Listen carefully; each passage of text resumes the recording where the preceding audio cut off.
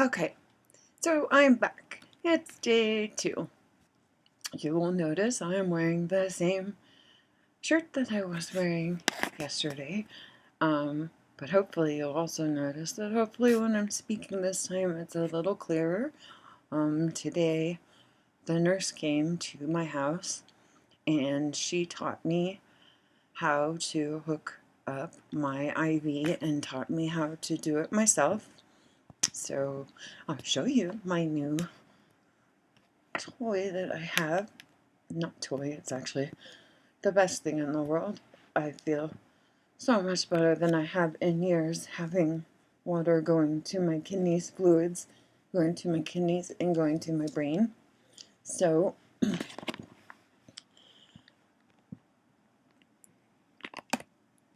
here is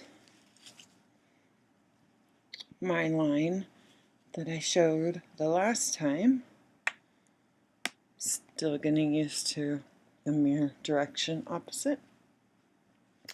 This is the IV line, which I learned today to hook up. This IV runs all the way over across my bed and is hanging on a post right there.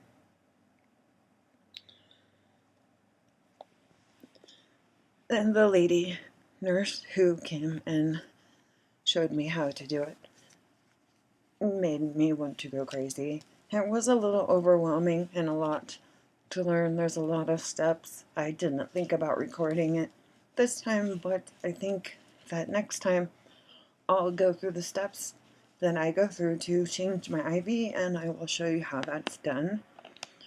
So the nurse came. They dropped off a big box of the saline solution and all the other supplies I need for the IV.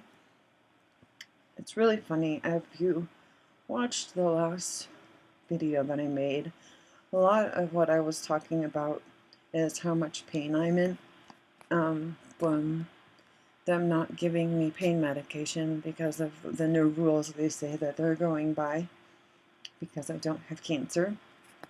And I just find it really funny that of all that pain medicine that you are not allowed to get, is very hard to get, one thing that you cannot get above anything else is you cannot get a bag of saline solution.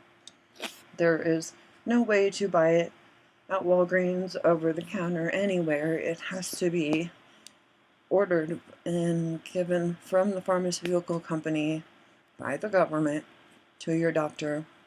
And a big mess hoopla has to happen in order for you to be able to get the saline solution. It's just really crazy to me because it's just salt water. I don't understand why it's so strict. But today I am feeling a lot better. I have fluids going to my kidneys, and so my kidneys are feeling a lot better. Having fluids going through them, my brain is feeling better. I'm thinking a lot clearer, and I'm still stuck in my bed. It's too painful to get up and walk around. There's supposed to be another nurse coming. There's a couple of nurses coming. One nurse is to do physical therapy. One nurse is to, I think, help me get around and, I don't know, maybe help me take a shower. I don't have the strength. It's not even the strength. I cannot do it with the amount of pain that I'm in. I can't stand or sit in a tub that long, and I cannot do that much physical movement right now because I am in so much pain. The only medications that I'm on right now are the 40 milligrams of Oxycontin and the 8 milligram of hydromorphone every 8 hours. Now, one thing that I want to explain, I've had this disease since I was born, and I've had problems since I was 16 and the cyst started growing. on my kidneys. I started taking pain medicine in my early 20s. Over-the-counter pain medication is what I started with. When I was about 26 is when I first started seeing my nephrologist. The kidney doctor sent me to my first pain clinic, where they started me on my first Oxycontin, which was 12 years ago, and the dosage was 40 milligrams, the same dosage that I'm taking now. For breakthrough pain, I took 4 milligrams of hydrocodone, or I think they were 4 milligrams of hydrocodone every 6 or 8 hours also. So 12 years ago, that's what I started out with. Throughout the 12 years, obviously my tolerance has raised, and as my kidneys have grown, the pain has gotten worse. I moved to Fort Collins a year ago. Before that, I lived in Austin, Texas, which is where I went when I moved there when I was 19 to go to college. And I moved there in December of 2014, and I left last summer in July, and I lived there for 6 months. It sucked. There's too many people there. It used to be a really great place to live. It was really cool. Lots of super cool people, things to do, cool bands. Now it's just full of idiots, posers, people who just seem to dress in their costume. It seems that no matter where you go, the whole deal for the night is who has on the rarest and the coolest t-shirt. And that seems to be every guy's goal for the evening, is to be wearing the coolest t-shirt and get the most compliments on the t-shirt that they're wearing in whatever club that they're in. And so many people have moved there that trying to go anywhere and do anything takes so long because there's so much congestion on the streets there that to go, 5 miles takes 30 minutes. Here in Fort Collins, I can go all the way across town. I haven't quite figured out how big it is yet because I've been sick since I got here, so I haven't gotten out much, but I can go all the way across town. I live on the farthest south side of town, and I can go all the way to the north side of town within 15 minutes. Get completely across the entire town. So that's great. Love it. So anyways, before that, I lived in Omaha, Nebraska. I lived there during the summers, and then I lived with a roommate in Dallas, Texas during the winter times. I was seen at a pain clinic there, and I went to that pain clinic for 12 years. Over those 12 years, they learned to trust me. I was there for 12 years, and they actually gave me my prescriptions 3 months at a time, or 3 months worth at a time. So it wasn't go in every month to get a prescription and go get it filled. I would get 3 months supply worth, and then I would go to Dallas, and then I would come back 3 months later and see my doctor, and I would get my prescriptions, see my doctors, and then get the hell out of there because it was winter and it sucked. So when I left Omaha, which was Omaha, Dallas, same thing, and officially moved to Austin in December of 2014, January 2015, the amount of medication I was on was 380 milligrams of Oxycontin a day. Oxycontin doesn't last very long. They say it lasts for 12 hours, and it really doesn't. It only lasts for around 8 hours. But due to the way the pharmaceutical companies work, they cannot write a prescription like that. So basically, my doctor would say I needed to take 120 milligrams twice a day, and I would take an 80 milligram and a 40 milligram at the same time twice a day. And then I would take an 8 milligram of hydromorphone every 4 hours.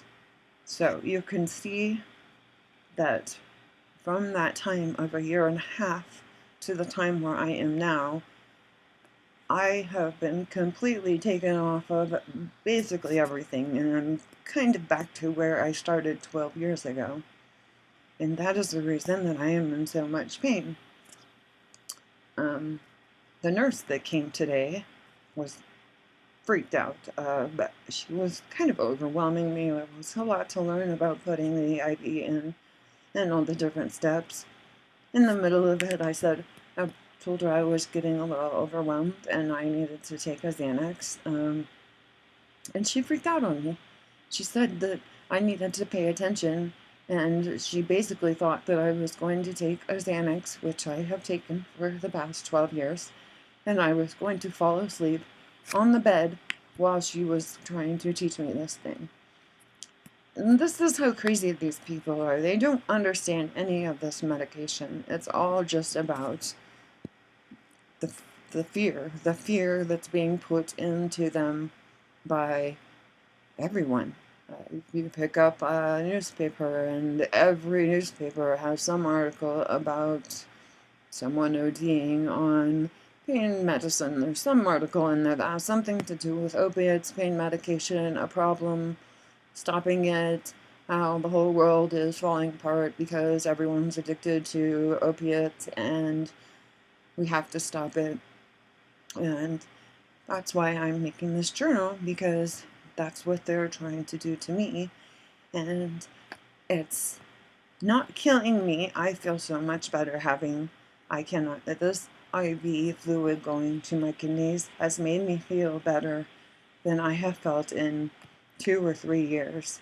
My kidneys really needed the fluid, and my body really needed the fluid. I think I've been so dehydrated for so long that I couldn't function or move correctly.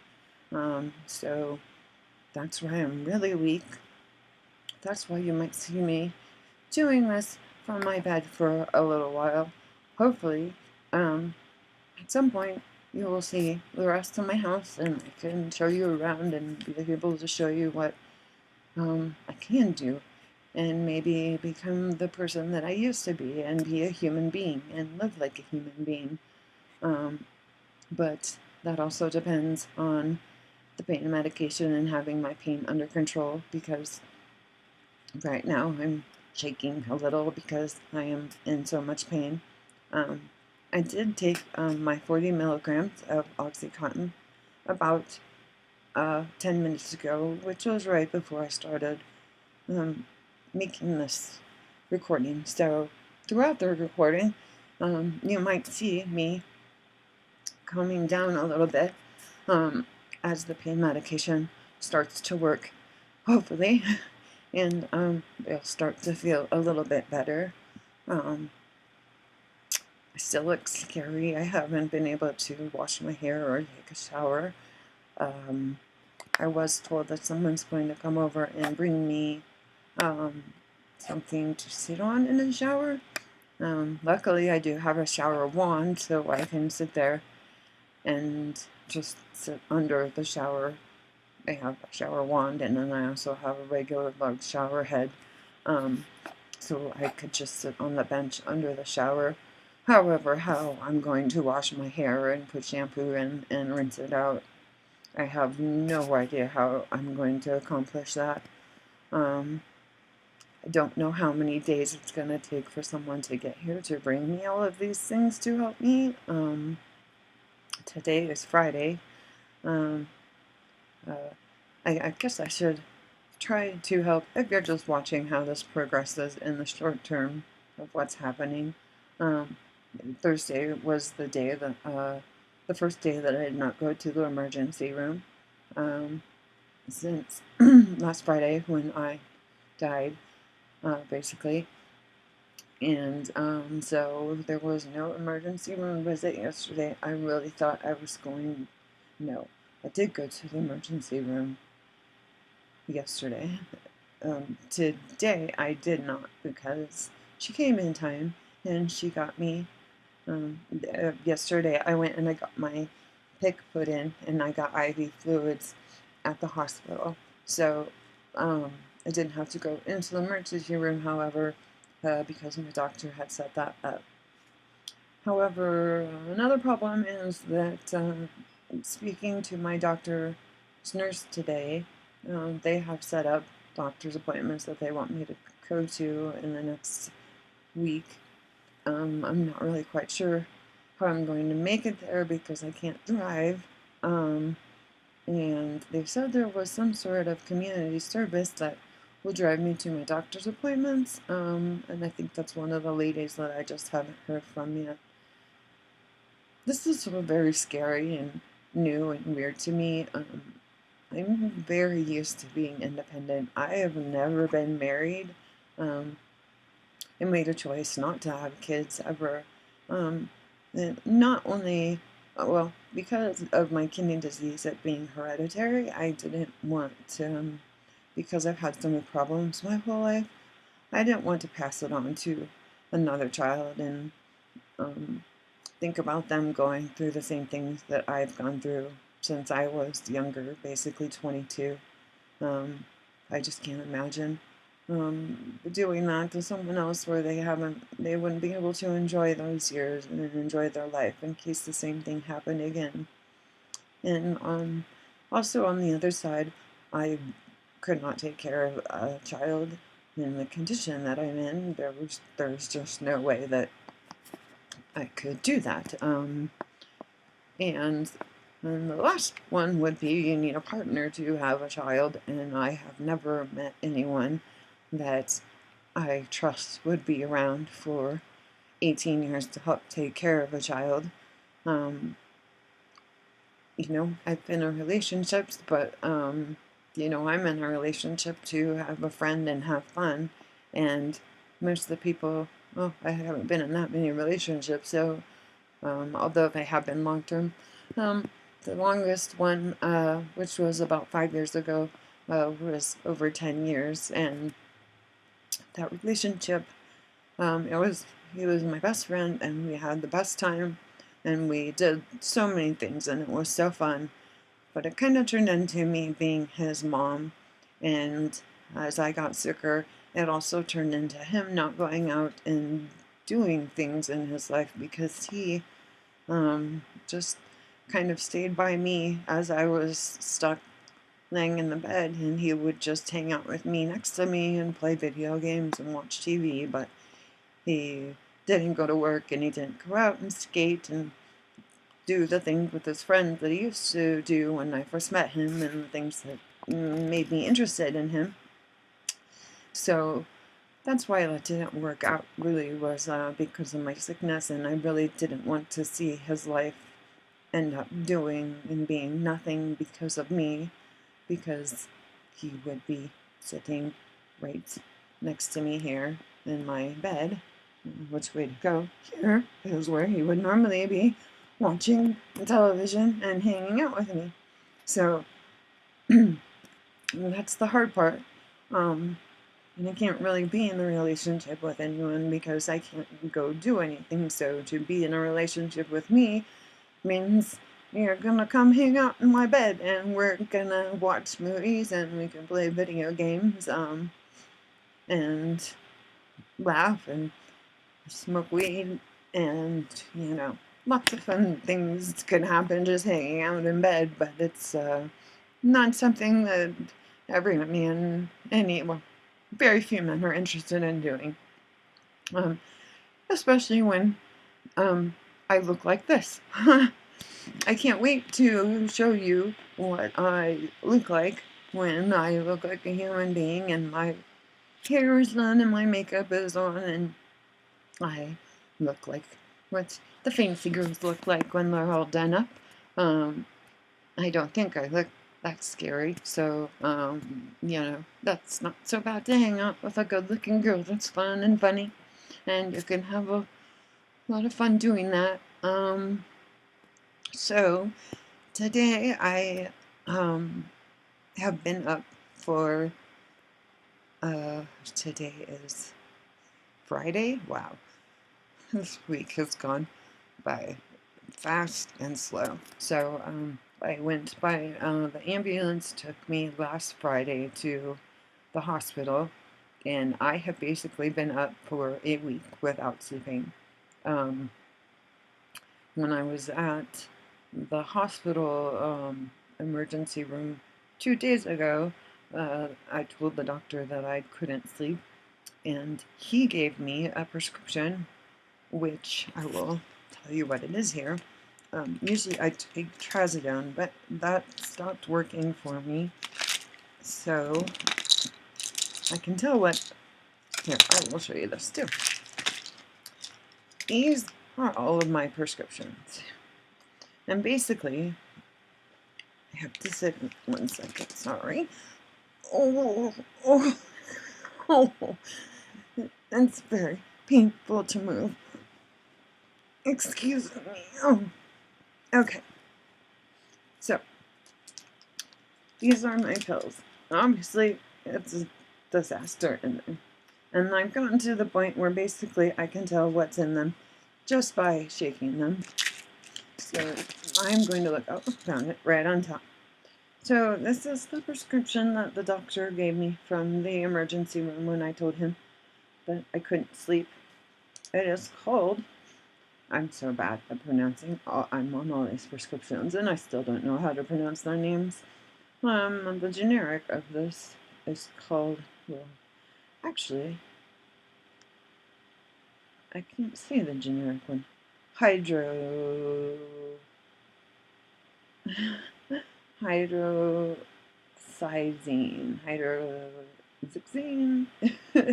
It's hydro and then Xyzine. So, hydroxyzine.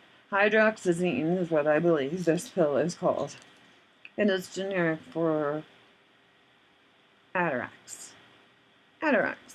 25 milligrams.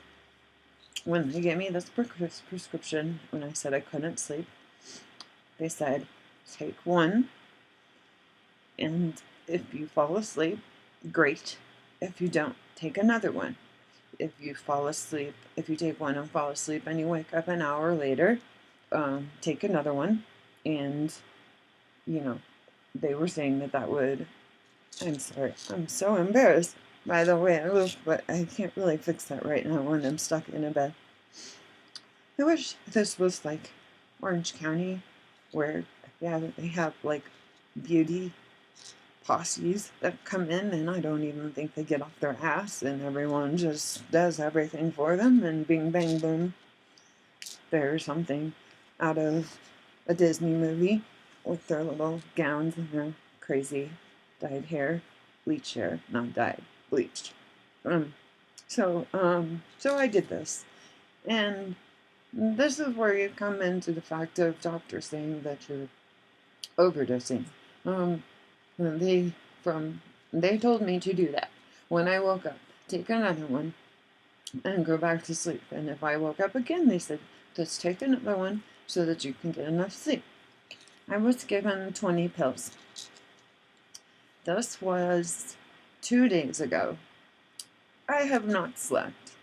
I tried taking the pills. None don't work, so I've now stopped taking the pills. The nurse came over today, and while she was here, she went through all of my medication, all of this, and she counted all of the pills that were in everything, because after 12 years of me taking my own medication and being an adult and taking care of myself, now I guess I need a babysitter to count them to make sure that I'm just taking the one that I have been doing for 12 years on my own. Now I need someone to make sure that it's happening every day.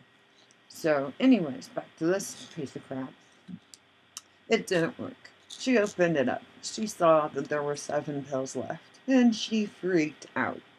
She started saying, you had 20 pills to begin with. You should never take that many. You do not keep taking medicine over and over. Now, I get that. I'm not stupid. But If this did not even make me fall asleep, it's not very strong, whatever this is. I said it was um, atarax, or atarax, or a Terex. You can say that. You can say all of these like 5 or 6 different ways. And it's 25 milligrams. If it did not make me fall asleep the first time, and then an hour later the second time, and then 3 hours later when I tried again, I went through those 13 pills over a 2-day period without sleeping, but I wasn't going to overdose on them, and it was nothing like that. But that's how you get treated, and that's how I was treated by her. That I was, and I'm sure she put that in her notes that are gonna go to someone else, but I almost overdosed at home when I was on my own taking this sleeping pill. Luckily, the doctor's office called today to set up my appointment, and the nurses and the ladies making the appointments have been very nice to me because they have seen me in the past few days going in there. And when I have gone into the doctor's office, I can't walk. So basically, I have 2 canes. I broke my ankle once, so I had a cane from that. And I picked up another cane because it was really cool when I was on a road trip once and we were going through an Indian reservation, and it had these really cool canes there, so I got a cane and just thought it was cool, kind of like my walking stick for where we were going. Anyways, they don't match, and so I use both of those canes to walk right now. Not ideal. It's very hard to, when you're in pain, you're hunched over, you're trying to lift each cane one at a time and take one step at a time, but it's not really working to go, faster than I'm the slowest person on earth. So I have a roommate, and he has been taking me to my appointments after he found me dead on the floor in the bathroom and had to call 911 and take me to the emergency room again 2 times since then, which was last Friday. I have to say he's been handling it pretty well for not being around anyone who's had medical problems before in his life, and he did not sign up for this. He did not expect it. I didn't expect it. I would have told him. I did tell him that I was sick when we were talking about becoming roommates, but I did not know that I was going to end up in this state. So he's been frustrated, but I think he's doing his best. He's also lived on his own for the last 15 years. I've lived with roommates, so I'm used to having other people around and dealing with their not even really ups and downs, because most of the people I live with are really chill and don't get angry, don't have a temper, everything's really mellow. He's got kind of short temper, so he's been getting upset about, frustrated, I should say, about things pretty easily, and kind of snaps at me, which is alarming. And I have to say, in my normal state of being the normal unsick Amber that I should be, I wouldn't take it.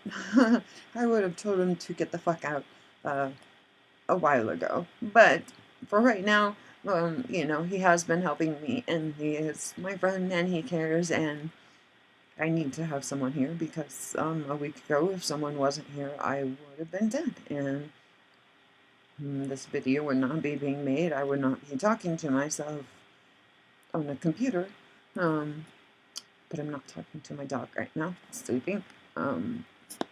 Doesn't want to hear about any of this or care about any of the IV stuff. So basically that's what happened today. Is the nurse came over. It's Friday, so I'm assuming over the weekend that no one will be coming over, and unfortunately the next time that I make a video, maybe Monday, I'm gonna change my shirt by Monday. I promise you that I will not be wearing that shirt on Monday. next video. Whole new shirt. And I give myself washcloth baths, so please don't be concerned that I'm that pathetic and disgusting. I'm doing the best I can with what I have. So just can't shower and can't wash the hair and can't fix the hair and don't really give a shit about putting on makeup and looking pretty right now because I feel like shit and I'm in so much pain. Even this laptop sitting on my lap is killing me. It feels like it weighs about 50 pounds. And it's just a MacBook Pro, so it doesn't weigh that much money. Or, it's okay, maybe my brain isn't totally clear yet, but it doesn't weigh that much, but it feels like it weighs a lot. I'm trying to kind of hold it up with my legs, which is making me use some muscles in my back, and it's making my kidneys hurt a lot. So that's where I'm at right now. I can kind of feel the medicine starting to work right now. I'm feeling just a little bit of relief in my right kidney. I don't know how much better it will get, but that's all I have to work with. I'm basically waiting now to see if there will be someone coming to be an advocate, basically, is what I need. I need someone who will come in and see how much pain I'm in, see how limited I am to do things, and talk to the doctor about how it's not working, and be able to do something. My roommate just came home, and he just brought me the medication that my doctor had called in so that maybe I can get sleep for the first time in these 5 days. So back to what I was saying again about an advocate. Being single and being alone and going through this, I can go in and I can tell them how much pain I'm in. They do the pain scale. That's what the nurse did today. And I told her that I was at a 9. A 9 is still pretty close to wanting to blow my head off. It's too much to handle, and it's a lot. And I'm exhausted right now from being in so much pain for so long. But she had a little paper with her smiley faces, and she just circled the frown face, frowny face for the 9. If I could get up, I would show you other things, especially the chart that they have for the pain chart. It shows what they say your pain levels are from 1 to 10, and then they have cartoon faces of what they think you would look like. 1 being you have a smile on your face, 10 being that there's like steam coming out of your head because you can't handle it anymore. It's very childish, and I think the pictures are hilarious myself. But again, I'm at a 9. I can't get out of bed. I can't move without being in a ton of pain, and I have to get right back into bed. And nobody cares. Nobody cares. I don't have anybody to talk to about it. It's the weekend, so I'm definitely supposed to tough it out without any of this pain medication. But I'm kind of thinking that I might not be able to. I'm thinking that I might have to go to the emergency room because I need a break. I need a break from this pain. It's so intense. And when I was there the last 2 times, they gave me the fluid, which made me feel better. But they also gave me a shot of fentanyl a couple times, which isn't as strong as the hydromorphone, but when they give it to you to an IV, it's a much smaller dose. But the way that it works so fast that it takes all the pain away for just 20 minutes maybe. But it's enough to give my body a break where I can breathe instead of being in this constant situation of feeling this pain. Kind of like I have 2 broken arms, and that's when I'm sitting here with his 2 broken arms and taking Tylenol. So it's kind of like if someone were to give you a shot of something to take away that pain for 20 minutes. If you've been sitting here with that pain for a week, I can't tell you what a relief those 20 minutes are, but then the cycle begins again. So the new medicine that I have, which is supposed to help me sleep, hopefully, when I'm done with this, I'm going to take it. Which, by the way, when I was trying to sleep, my roommate ordered Batman versus Superman. Didn't really like it. There was too many characters. I felt I'm not a nerd, so I'm not really into the whole comic book scene. I don't really know much about that kind of stuff. But not only is it weird having all these different actors being Batman, but having Batman and Superman together, it just seemed really bizarre, and it was hard to follow. And I guess you have to be a nerd and have read all the comic books to understand why they didn't like each other in the beginning and wanted to kill each other, because I thought they were both good guys and were there to save people. But apparently they hated each other and they wanted to kill each other. So that whole, which was like the first 3/4 of the movie, made no sense to me and was kind of boring. That's my comment on Batman versus Superman. So, the prescription that I have for tonight to help me sleep, and what we're going to try, and we're going to go here with the generic name. I'm going to butcher it. It is Zolpidem,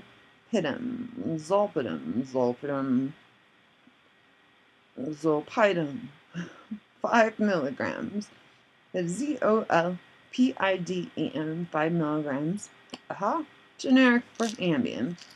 I think Ambien is taken by every which white housewife. When I start talking about a lot of these medications, like the Xanax that I take, and how it's funny because I talk about the housewives that take them. I'm always talking about the upper middle class white housewives who are on their Xanax and their Ambien and whatever makes them mellow throughout the day. But it's okay for them because they aren't on any state-funded insurance because they have money, so it's not Medicaid or Medicare. And I'm on Medicare, and then I also have Medicaid, so they can take whatever pills they want, and nobody cares. So it says that I'm going to take 1 tablet by mouth every night at bedtime for sleep. So I am going to take one of these pills. I've taken my pain pill. I don't know how long that I've been talking, but it has not really started. It started to work a little, but I'm not sure how much more it's going to work. So I'm going to take this because I have not slept in those 5 days. I'm also going to take a Xanax and have that help me calm down, and can only hope that I don't overdose and die. Another thing that's really weird is when I was in the emergency room and they were giving me my IV fluids, the pace that they had the IV fluid going through the bag was pretty fast. I was in the emergency room. I'd say the last time when I only went there to get the fluids and to get some pain medicine for just a break in the pain, I was maybe there for 2 hours, and I went through 2 bags of fluid in that time. The bag that I have hooked up now, the doctor has it set at a pace that I will go through the 1 bag of saline solution, and it will take 10 hours to get that 1 bag through my body, which I don't think is working, because we're going to work, because that's what makes me feel better, is that all of that fluid going in my body and then of course coming out. But when I had those 2 bags in the 2 hours, I felt great. This bag taking 10 hours to go through me, I don't think it's really going to help me as much as it should be. Why they're putting it at that pace, I have no idea. And that's something that I will tell you after I see the doctor the next time. So, I'm going to now say goodbye again and take my medicine and try and get to sleep.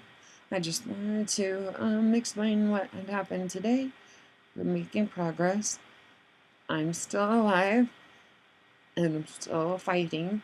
And if you are in the same position, I hope that you are too.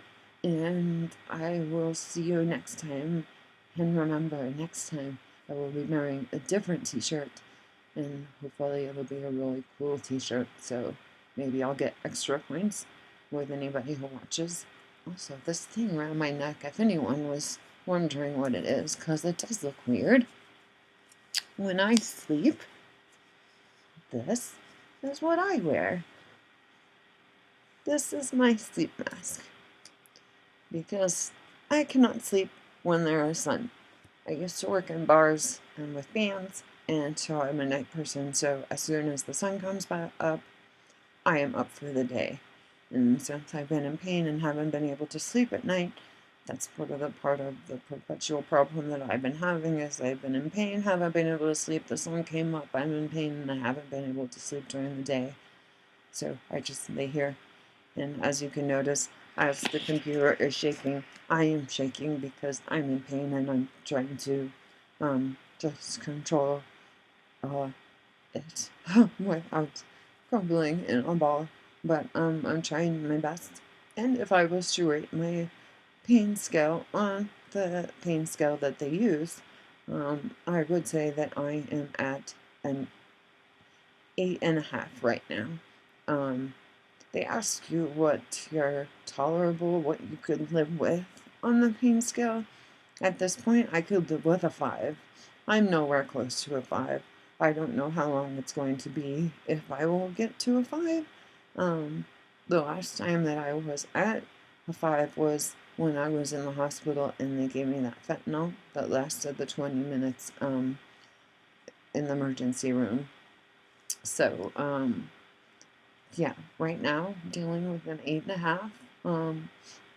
And also got a shaky voice because it's hard for me to breathe. I can't really take in a deep breath because it hurts. I'm kind of all clenched up with the pain, so I can't really breathe in that deep. So sorry. I normally don't sound like shaky, crazy. Also, I'm kind of hoping, what the best thing that I would want to happen with this is that you would see me in 2 weeks, looking beautiful, sounding normal, like a normal human being, and instead of looking at someone who's sick and wondering what the hell is going on, am I saying my last will and testament, that I look like someone who's ready to broadcast the breaking news that's going to change your life, the secrets. Like how Russia has broken into Hillary Clinton's emails because Trump asked them to. That's another thing that I've been going through. My mind is also going crazy because this whole thing I'm watching TV during this time of suffering, and all I'm seeing is about Trump, and the guy is fucking insane, and it scares me how fucking crazy he is, and it scares me how many fucking crazy people are out there that want him to be president, and God knows what will happen. But anyways, that probably just adds to the stress of my brain and body of what's going on, because God knows if there's any sort of war or chemical attack, I'm the first bug squashed because I don't have an immune system and I can't run. So if someone's firing something, a gun, or there's a bomb, I'm not going anywhere. I'm right here in my bed, so this is where I would be. Anyways, I feel like I'm blabbing now. Back to being lonely and having no one to talk to except for myself and a screen and a computer. So I'm gonna go and take my medicine and hopefully sleep and come back a refreshed person. So again, if you're out there and you're suffering, please leave any comments, questions, or if there's somebody that you need to talk to. If you happen to be out there and you happened on this crazy video and you have some goddamn answers on what can help me to not want to go out and shoot myself in the field, please help me. I would take any advice that I can get right now because no one's helping me, and every doctor is saying, well, that's this doctor's problem, that's the other doctor's problem, and that's not my thing. Doctor, the last thing that she said to me was that one of the reasons that she had to lower my pain medication so low is because she thought because I was having problems with my kidneys and they were hurting right now, not getting enough fluid, that I was going to overdose. So she couldn't give me anything more because the possibility of me overdosing was high. Now, I feel like I've gotten a medical degree myself in the past 12 years when I've been going through this. And like I said earlier, of the doses that I told you that I've been on, this is the dosage that I'm on now, is when I started this 12 years ago. I'm on the same dosage. So what she's giving me now, and because my kidneys need fluid, is not a reason that I am going to overdose. And overdosing is, I mean, unless you're an idiot, and you don't understand that is a deliberate thing. That is someone being stupid who wants to get high, who wants to get fucked up, or is too fucked up, forgets that they took their medication already, which actually it's none of that. It's all about shooting up. It's all about the people who shoot up and probably snort their medication and just do it constantly, and it builds up, and that's how they end up overdosing. So taking these little bit amounts and using that stupid ass excuse as a reason why I can't. I'm gonna flip this up for you so you can see my little, I look like I have a little painted partner right underneath me. That's not gonna work. Anyway, it doesn't make any sense, and that's part of why I'm recording all of this and documenting this and putting it on, because none of it makes any sense. Everybody's making up different stories and excuses. Nobody's doing what's right. Nobody's doing what would help me. Nobody's doing what would help me feel better. And the one thing they have done is given me this IV, and that's so wonderful. I do have to say that I feel so much better than I have, like I said earlier, in 2 years, because I have this fluid going to my kidneys, and I had no idea that it would make me feel that much better. I didn't know I was so dehydrated and couldn't get that much enough water in me. My kidneys are already bad. I didn't know that they just weren't getting the water that they needed to feel better, so that I was not just laying in this bed and either crying or crumpled up in a ball and passed out because my body was just so tired from doing nothing, just laying here reading, watching television, watching some stupid ass fucking shit on television, or being on my computer, but doing nothing that should make me be completely worn out, that I want to sleep 24 hours a day. So I think that was my kidneys just working really hard, trying to find some water in my body to process it, and they weren't finding it anywhere. So now it's coming straight to them, and I think they're a lot happier. So still haven't come up with some cheesy, stupid line to say when I turn this thing off, but kind of looks better on top. It's kind of like what the cool kids wear. I think they have their little hats that they wear now in the wintertime. If we did know each other, and you ever came over in the last 2 years, when you walked into my room, this is how you would find me. is laying like this on my bed sleeping. So most people who have peeked into my room, this is what they have seen for the past 2 years. It's very rare that they have seen me awake and up and about and seen my eyes. So sleep masks are the shit. I love them. This one, a lot of them are really, they get sweaty. This is just a cheap one. I think it's for kids. It was really cheap. But, yeah, I don't know. It's the most comfortable one I ever found when I've been spending, $25, $30 on sleep mask. And this thing was like $5 at Hobby Lobby. And it's the best one I've ever found. So there's the tip you got out of watching is get the $5 little panda sleep mask from Hobby Lobby. I am endorsing it. I have been using it for quite a while and it works wonderfully. So, I'm out for now. I would take the pain medicine and sit here and babble some more, and you could actually see if it works or not. But I'm not going to bore you like that. That's crazy. And I'm not the kind of person that needs that much attention or think that anybody gives a shit that they're actually watching this. So, I'm out. Bye.